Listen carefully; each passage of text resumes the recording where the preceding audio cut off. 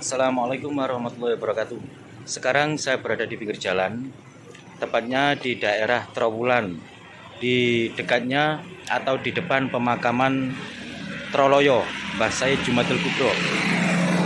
Malam ini saya akan mereview lokasi sekitar pemakaman Mbah Said Jumadil Kubro di malam hari. Oke, langsung saja saya akan ke sana.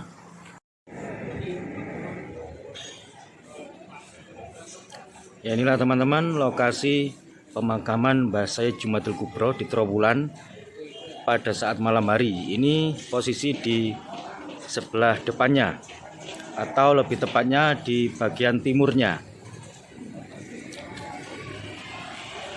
Dan sekarang saya berada di denah lokasi Makam Agung Troloyo Syekh Jumadil Kubro, yaitu Punjer Wali Songo. Memang Syekh Jumadil Kubro ini adalah termasuk salah satu bagian dari sesepuh Wali Songo. Makanya di sini disebut Punjer Wali Songo. Oke, ini adalah keterangannya, yaitu di urutan yang pertama nomor 1 Makam Syekh Al Husain, Makam Imamuddin Sofari, Makam Tumenggung Satim Singgomoyo. Terus yang kedua, Makam Patas Angin. Nomor 3, Makam Nyai Roro Kebyur atau Kubur Tanda. Nah, beliau adalah seorang tanda. Tanda adalah kalau istilah Jawa Timurannya itu adalah seorang penari.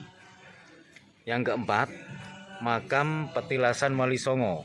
Nah, ini sebuah petilasan yang berada di sebelah utaranya tulisan ini, ada petilasannya Wali Songo. Yang nomor 5, Makam Syekh Jumadil Kubro, berada di tengah-tengah lokasi ini, yaitu termasuk salah satu dari sesepuh Wali Songo yang saya sebutkan tadi. Terus yang nomor 6, Makam Sunan Ngudung Sayyid Usman Haji. Makam Sunan Ngudung ini berada di sebelah baratnya Makam Syekh Jumadil Kubro.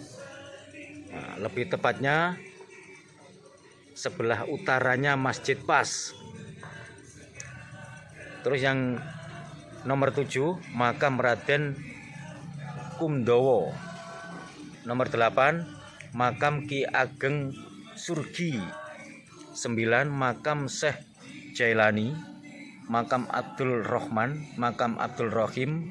Nomor 10, Makam Syekh Kohar. 11, Makam Mbah Besuki. 12, Makam Ratu Ayu Kencono Wungu. Makam Ratu Ayu Kencono Wungu ini adalah putri raja dari kerajaan Majapahit yang berada di luar lokasi ini tapi dekat, tepatnya di tengah-tengah pemakaman umum. Yang nomor 13, Makam Mbah Noto Suryo atau Makam 7. Makam 7 tempatnya berada di sebelah utaranya Makam Ratu Ayu Kencono Wungu. Makam Syekh Maliki di urutan ke-14, dan yang ke-15, Makam Mbah Rembyong atau Syekh Muniron. Yang terakhir, nomor 16, Makam Pusponegoro beserta keluarga. Oke, sudah jelaskan teman-teman ya. Sekarang sudah masuk tengah malam, dan beginilah suasananya di hari-hari biasa, beda dengan malam-malam tertentu atau malam Kamis malam Jumat atau juga malam Suro, itu sangat ramai sekali. Ini hari-hari biasa, pas tengah malam, jadi sunyi sekali. Hanya ada beberapa orang yang mungkin tirakatan di sini. Nah, dan inilah yang disebut petilasan Wali Songo tadi,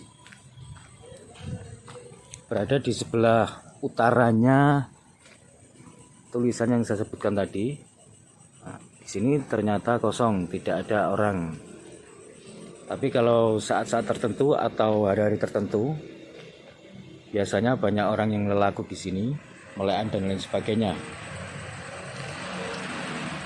Makam ini berada di sebelah pohon beringin yang usianya sudah mencapai puluhan tahun.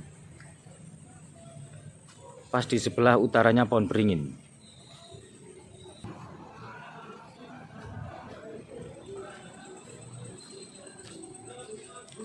Dan ini makamnya Patas Angin.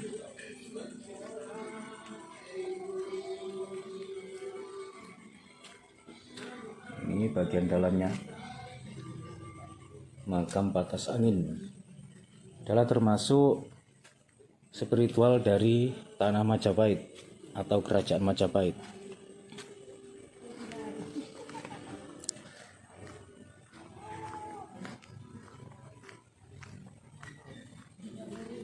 Dan yang sebelah sini ini makamnya Tumenggong Satim Singgomoyo, adalah seorang Tumenggong dari Majapahit yang menurut informasi dari masyarakat yang pernah saya dengar, beliau adalah seorang Tumenggong yang pertama kali mengizinkan agama Islam masuk ke Majapahit.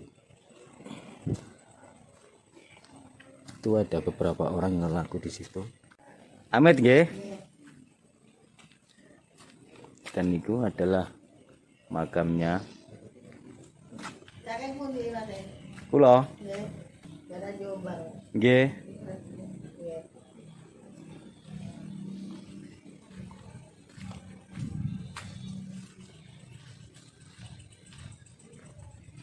Dan yang sebelah sini, ini adalah makamnya Nyi Roro Kepiur. Nah, ini bisa diperhatikan.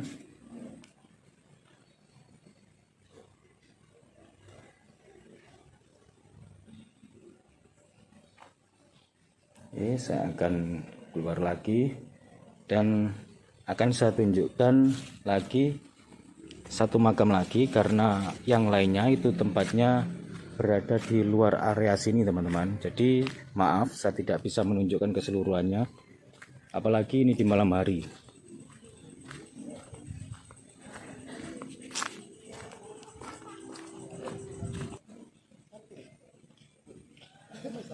Ini nampak jelas sekali simbolnya matahari, yaitu simbol dari kerajaan Majapahit.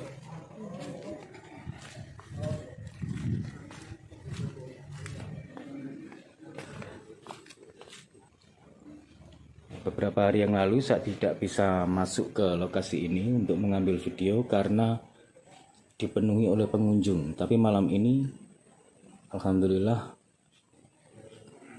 saya bisa masuk. Dan itu ada beberapa orang yang masih tawasul di sana.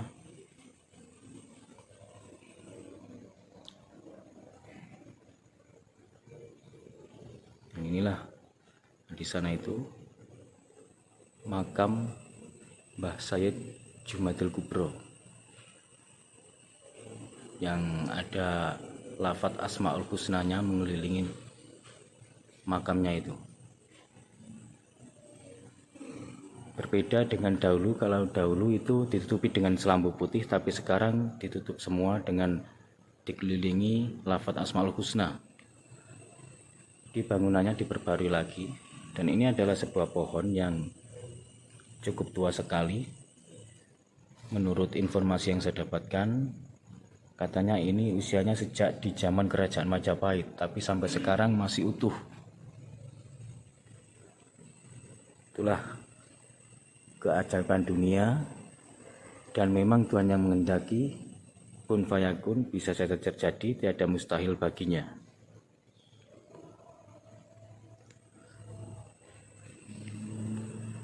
Oke, saya akan keluar ke lokasi ini.